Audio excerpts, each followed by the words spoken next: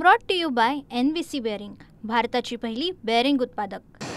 नाशिकच्या गोदाघाट परिसरामध्ये पाण्याची पातळी पुन्हा एकदा वाढल्याचं चित्र बघायला मिळतंय।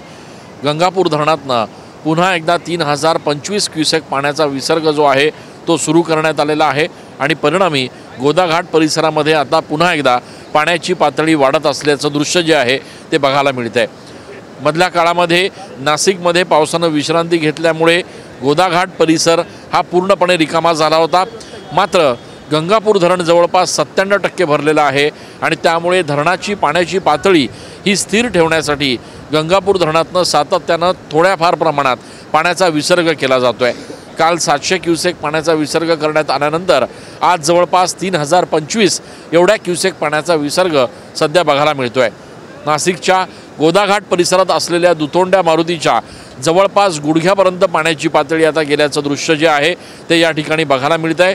पावसानं जरी विश्रांती घेतली असली तरी दुपारनंतर जर पुन्हा आवश्यकता वाटली तर गंगापूर धरणातनं आणखी पाण्याचा विसर्ग केला जाऊ शकतो आणि त्यामुळे गोदाघाट परिसरामध्ये पाण्याची पातळी वाढत असल्याचं लक्षात येत असल्याने प्रशासनानं देखील आता गोदाघाट परिसरातल्या रहिवाशांना, इथे येणाऱ्या भाविकांना आणि पर्यटकांना नदीच्या जवळ न जाण्याचा आणि एकूणच अलर्ट राहण्याचा, सतर्क राहण्याचा इशारा दिलाय।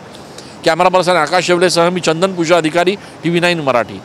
Brought to you by NVC bearing, भारताची पहिली बेअरिंग उत्पादक।